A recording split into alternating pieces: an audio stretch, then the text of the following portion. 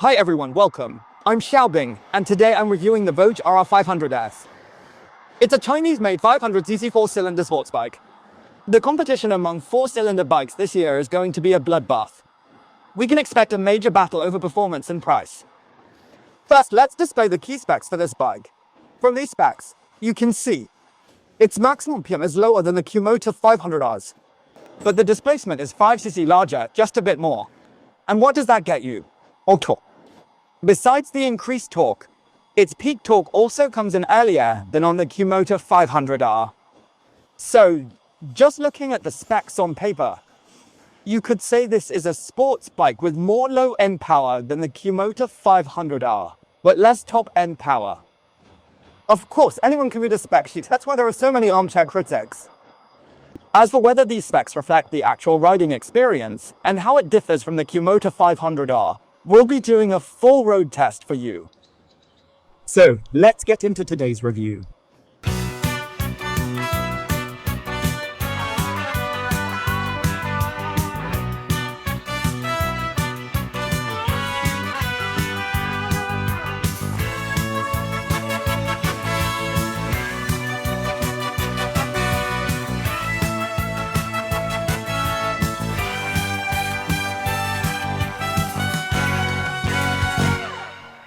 Testing race this year, officers greet new models. If the audience allows my ramblings, I'll mic keep without causing trouble.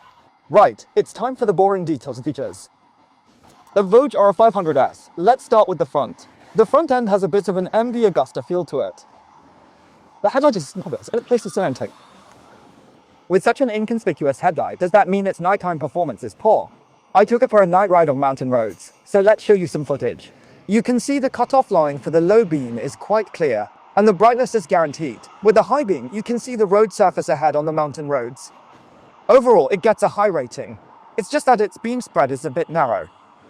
When entering corners on mountain roads at night, it lacks the high-end feature from imported bikes where cornering lights illuminate the turns inside.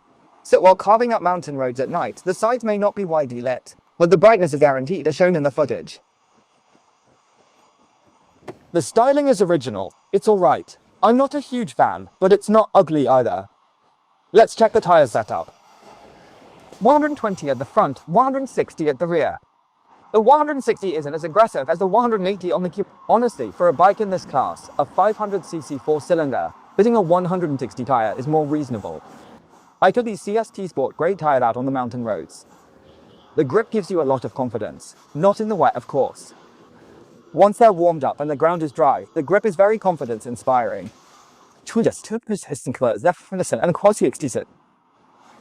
What really surprised me about this bike is that the brake feel is exceptionally good.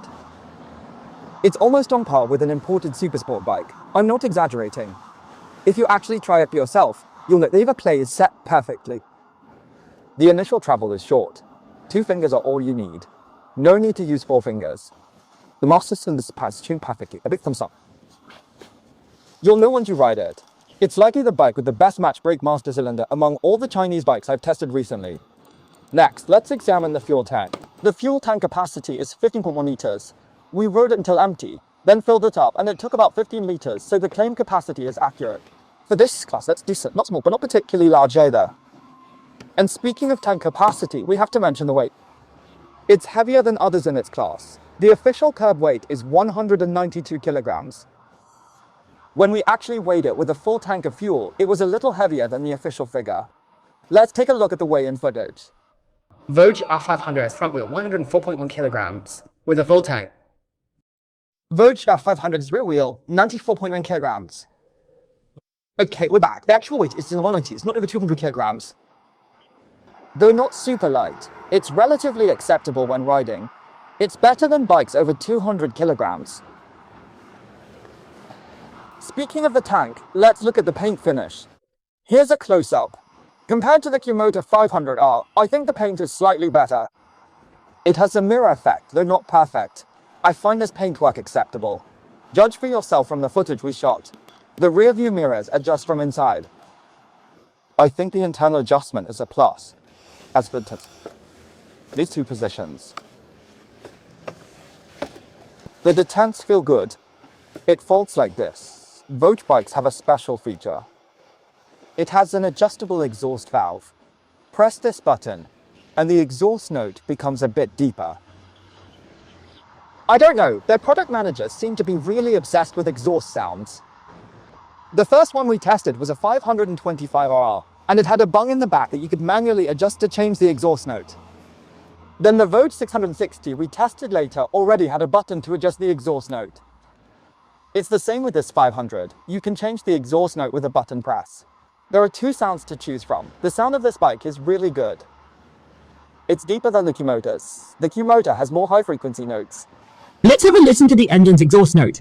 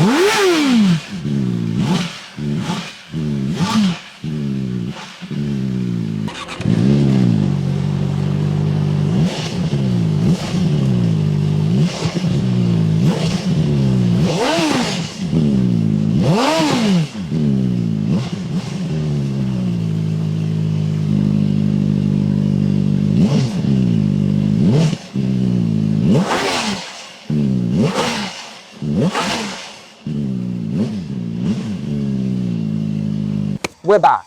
Not sure if the recording was good, but we recorded both modes for you.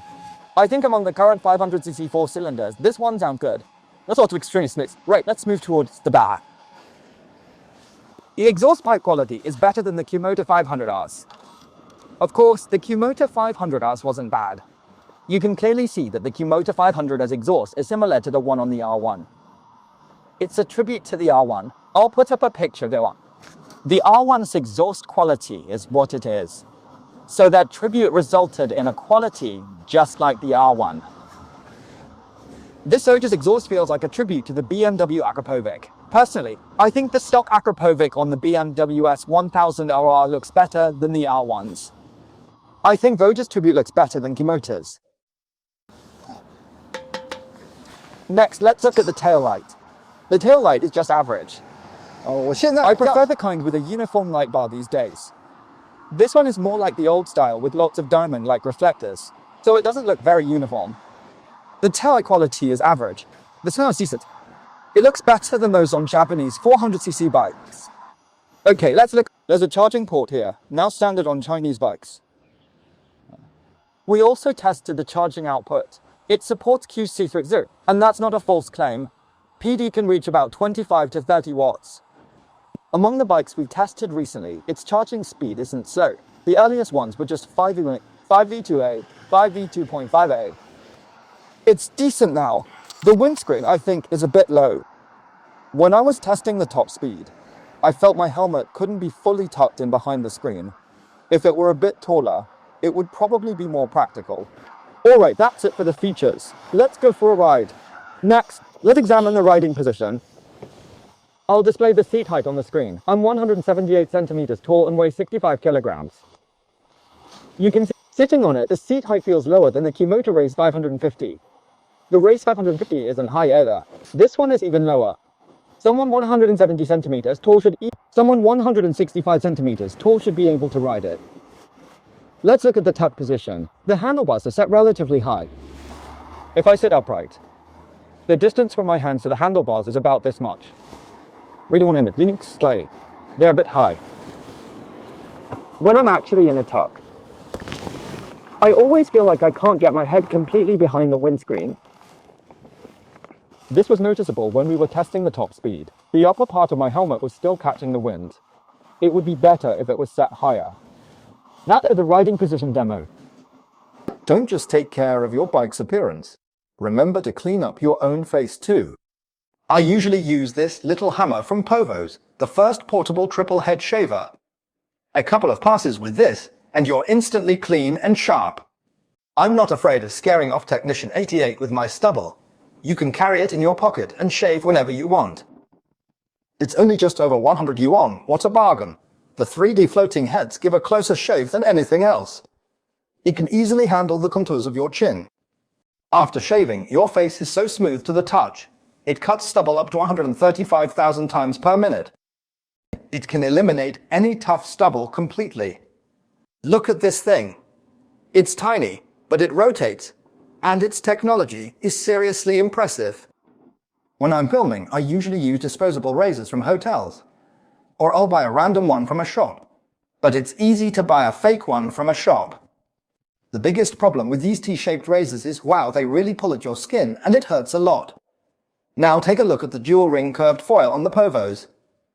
Even with oily skin, it shaves smoothly. Dry or wet shaving both work well. The more you use it, the faster it shaves. After shaving, rinse it with water and it's clean. Povos is the ultimate brand. A high-quality shaver like this usually costs at least 500, but this one is just over 1. If you think this silver color isn't flashy enough, there are other colors to choose from. I've also secured a discount voucher for you, and shipping insurance is all sorted. Friends who need one, grab it and give it a try. Technician, don't use my shaver, you're armlets. Let's film a first-person view of the Voge R500R. The triple clamp looks smart now. This triple clamp looks good, doesn't it? Of course it's not. Unfortunately, the KYB forks are non-adjustable. The CFmoto we filmed last time had adjustable ones. Non-adjustable forks lose points. This is the standard version. There's a mounting. The high-spec version includes a factory steering down, but what's that? It's a device to provide head shake. Our standard version lacks one, but it has mounting points, so you can add one later. Not much to say about the switchgear. It's the usual Voge setup. It doesn't add or subtract points. For a Chinese bike, it's decent. The instrument panel looks okay. It's about the same size as the CFmoto. However, at night, the screen-to-body ratio doesn't look great. You can't really tell during the day. In daylight, the quality looks decent. At night, the backpass is this way, so the visual experience isn't as good. The display has two styles you can switch between. One preset is Sport, then switch it to Normal. This is Normal. Normal is ugly. Sport looks better. The power modes differ slightly. I'll discuss that when we start riding. The font size on this display is quite large. Not like the CFmotos, where the font is several sizes smaller. This shows the mileage. The quick shift is active, and there's not much else to say. No tire pressure is clear though. Only the high-spec version has it. The standard doesn't. That's it for the first-person view. The view's good, and the brake fluid reservoir looks nice. In a moment, I'll start it so we can hear the sound. Well, this bike sounds amazing. Let's start it up and ride.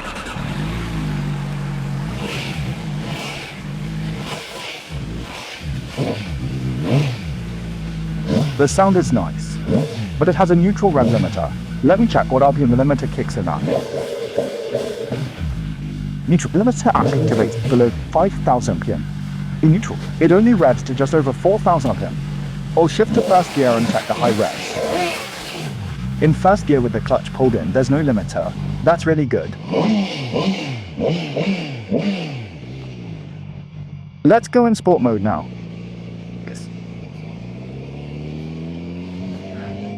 As usual, let's first test if the throttle is third gear. Beginners often ask why I don't test for a snatchy throttle in first gear. They think testing in third gear is meaningless. Let me explain. In first gear, most imported bikes can't handle it smoothly. Even premium bikes have a snatchy throttle in first gear. So the conclusion is that all bikes are snatchy in first gear. Only a very few aren't. That's why we use third gear, as it still allows us to test for snatchiness. Okay, third gear, 3,000 RPM. Third gear off the throttle. On the throttle off on. You can see it on camera. It's a bit snatchy. It's probably a little less snatchy than the CFmoto in sport mode. It's snatchy at low revs in sport mode. Let's try 5,000 RPM. 5,000 RPM. Off the throttle. On, off, on, off, on. At 5,000 RPM, it's a bit smoother. It's not as snatchy as at 3,000 RPM, but it's still slightly less snatchy than the CFmoto 500 at 5,000 RPM in sport. Now let's test normal mode. Switching to normal. Okay, same again. Normal mode, third gear, 3,000 RPM. Off the throttle, on, off, on, off, on.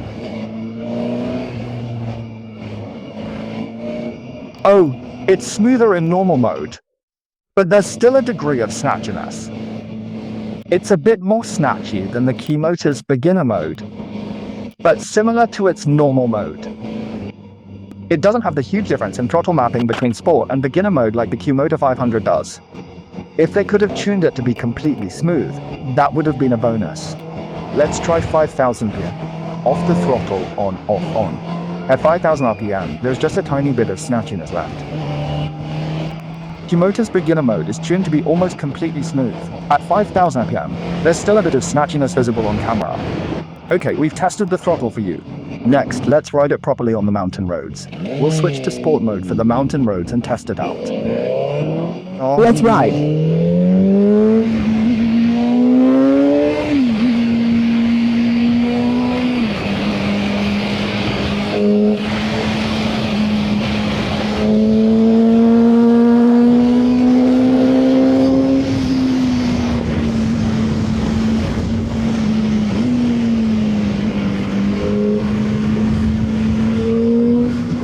This bike is easier to ride on mountain roads than the CFmoto. Its low end is more powerful than the CFmoto 500, so you don't have to keep the revs high.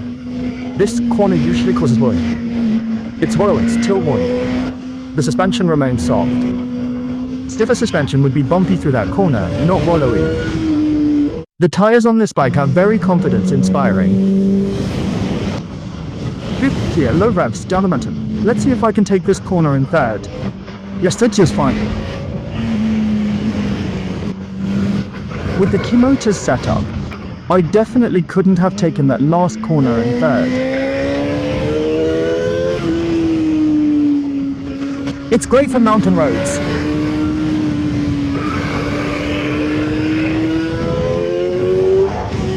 No problem. I took that last hairpin in second gear. I reckon I could have done it in third. There's enough torque. Yes. Third gear is more than enough. This is really good. This is the easiest Chinese 4-cylinder to ride on mountain roads that I've tested recently. I've shown you what it's actually like to ride. Regarding throttle control, even though I said it can be snatchy, applying the throttle mid-corner is actually fine. And the brakes are fantastic. Oh, the feel of the brakes is just like an imported bike. The lever play is right. And the feel of stopping with 2 fingers is also right. Let me show you the braking. Just a gentle squeeze with 2 fingers. A gentle squeeze with 2 fingers and the abs kicks in. I'll ride faster soon and do another 2-finger stop to show you.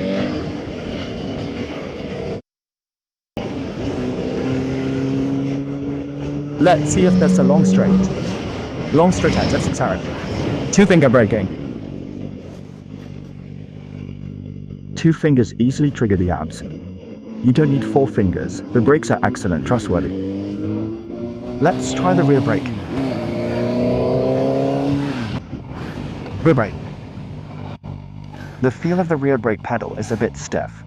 That's fine. I don't really use the rear brake on mountain roads anyway. If you try to stomp on it, you'll feel the pedal is a bit too hard. It's like, with the feel of the rear brake, I don't think I can even trigger the abs. The pedal feel is a bit lacking. The front brake is excellent. Wow, the front brake. I've rarely ridden a Chinese bike with a front brake this satisfying. It feels perfect. On the way back, let's try taking some corners in normal mode. This bike is really good for cornering. Mainly because you don't need to keep the revs so high, so you feel less gyroscopic effect. You can generally keep it in the mid-range, between 5000 and 9000 RPM, and the corner track sit. The last one were a high revving machine. The biggest problem with the CFmoto was that if you couldn't keep it above 8000 or 9000 RPM, you'd have no drive out of the corners. It was very frustrating. If the revs dropped below 8000, you'd feel like you had to downshift, but in some corners, there were no more gears to shift down to. It was frustrating, always fighting with the revs. This bike is very easy to get to grips with on mountain roads. Okay, let's switch to normal mode. And ride back towards the city. On the way back, we'll try to use a higher gear to show you how good the low end torque is. Let's use 4th gear for the whole way back. No downshifting. If the speed drops, just let it drop.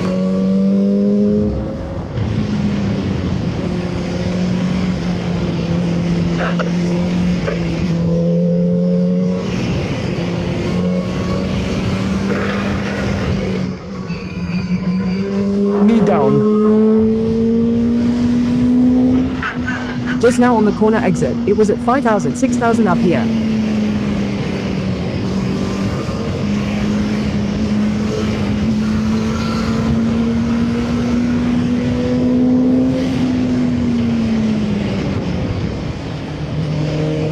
The chassis stability is also quite good. And it really doesn't feel like a typical 4-cylinder where the high revs affect how it turns in. Taking this corner in 4th gear.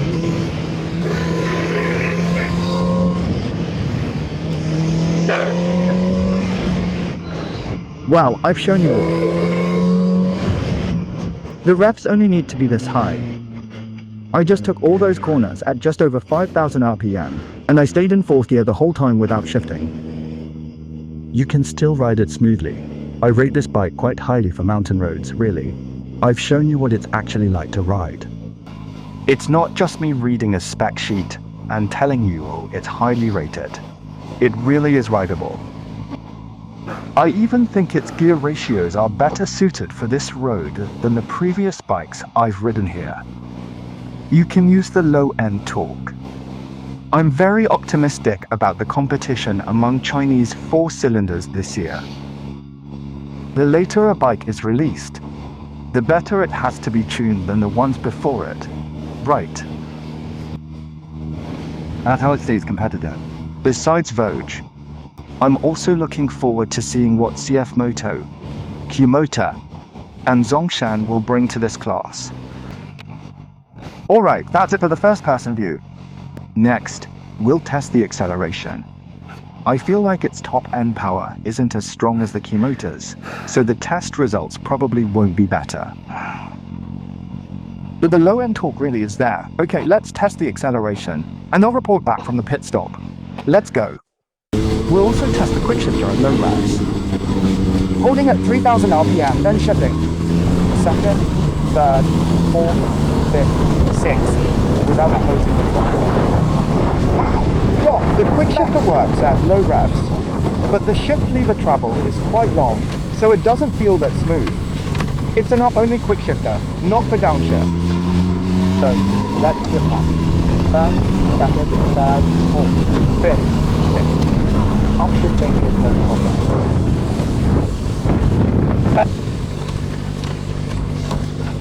But the travel is a bit long, so when you shift, you have to be decisive and quick. You can't just tap it halfway or it'll get stuck. If the travel was shorter, that would be a bonus. And rejoice, it's time for our summary report. Let's begin with the most important thing, power. First, let's look at this Voge 60 to 160 km per hour acceleration.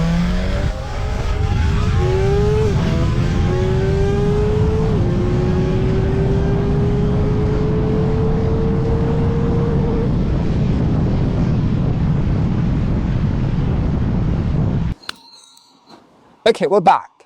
60 to 160 kilometers per hour acceleration was done 7.3 seconds.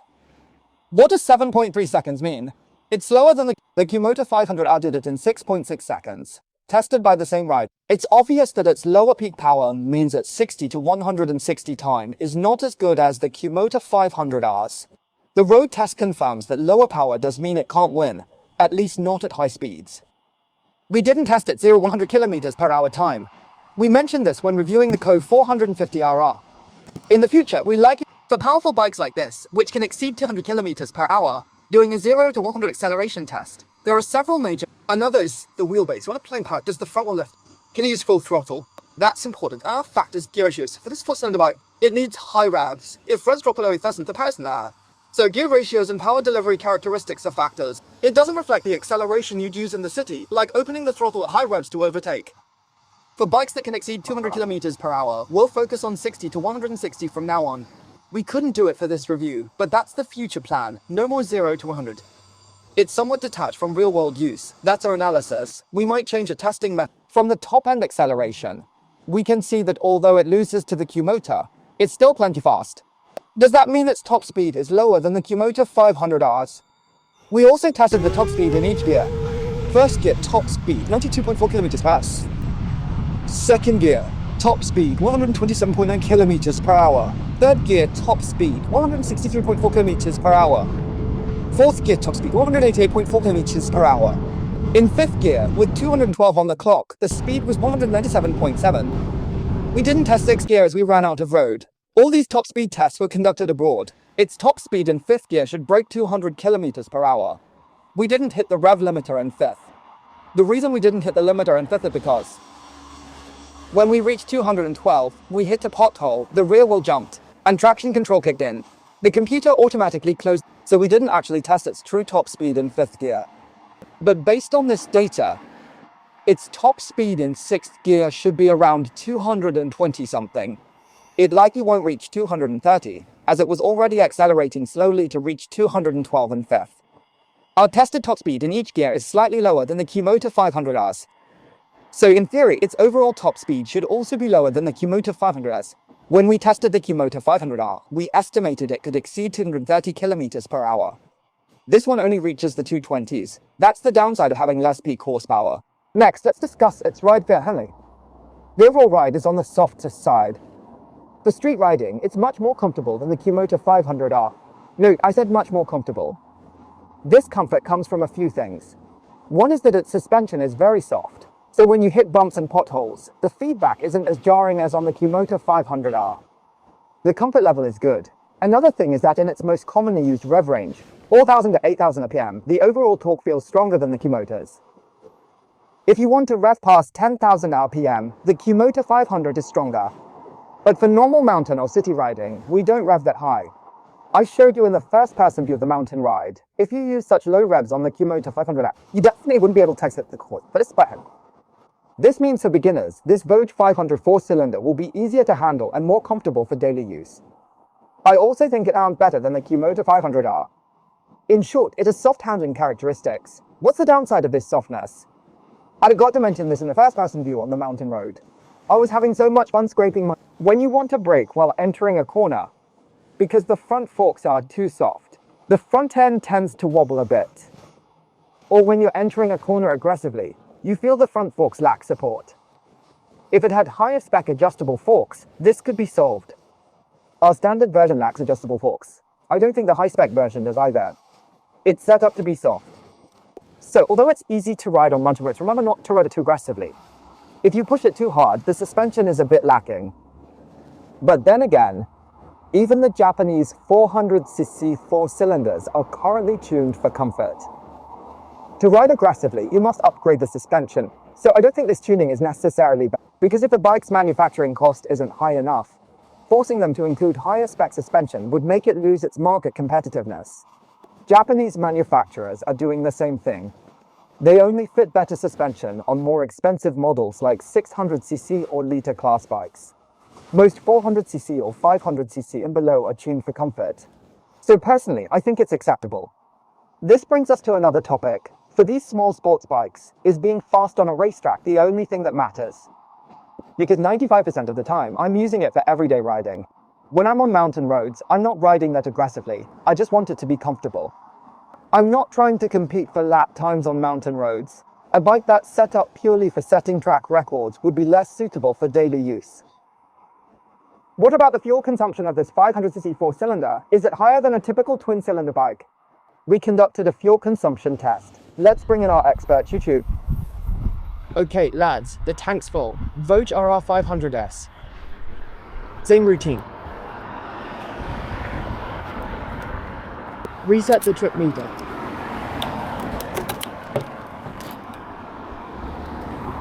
Just to this level. You can't see the bottom, but it's just below that cylindrical part. I wasn't paying attention and it overflowed. It's below the cylindrical part. Let's go.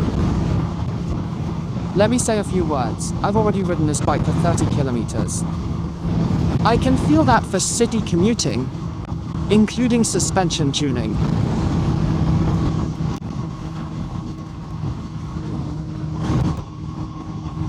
Low-end power delivery. Anyway, I've been riding in sport mode the whole time. I feel it's better than the CFmoto 500R, just more user-friendly. Today, it's the same routine. For this displacement, I'll ride between 100 and 120 kilometers per hour. For 200 kilometers, the trip meter is at 101.2 now. I got distracted, and by the time I realized I'd ridden an extra 1.2 kilometers. The fuel gauge has dropped by 1 bar. There are 5 bars in total. We've arrived at the petrol station. The trip meter is now at 202.2. The fuel level is holding up quite well. It's dropped by 2 bars with 3 remaining. Right, that's about it. That should do it. There we go, still below that cylindrical part. Total added, 8.94 liters. Alright lads, just filled up. I put in 8.94 liters after riding 202.3 kilometers, which works out to about 4.4. Riding was between 100 and 120 kilometers per hour, averaging around 110. That's the fuel consumption for that speed range. That's it, bye. Fuel consumption is 4.42 liters per 100 kilometers, which isn't low. Compared to twin-cylinder bikes, it's not low for riding 100 to 120 km. It's not much different from the fuel consumption of the CFmoto 500R we tested recently. They're both around 4.4. Is a figure of 4.4 something completely unacceptable? I don't think so. Let me give you an example. The legendary Honda CBR500R 4-cylinder VTEC, with only 53 to 56 horsepower.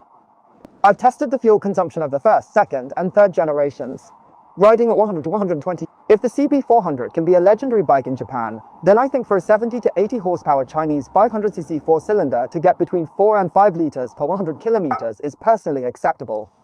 Compared to a twin-cylinder bike of similar displacement, its fuel consumption is high, but you get more horsepower. A 500cc twin-cylinder bike's top speed is around 170 to 180 kilometers per hour. Even the high-performance, high-revving 450 SR reaches about 198. 200. These machines can do 220, 230 kilometers per hour. For higher performance, you pay with higher fuel consumption. I think that's reasonable. Every time we test fuel consumption, people say, well, because you use so little, but motorbikes use so much.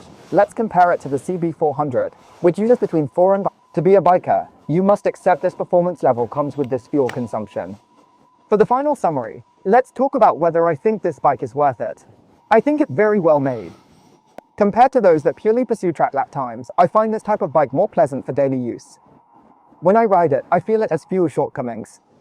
Of course, if it could give me a higher spec suspension, I'd like it even more.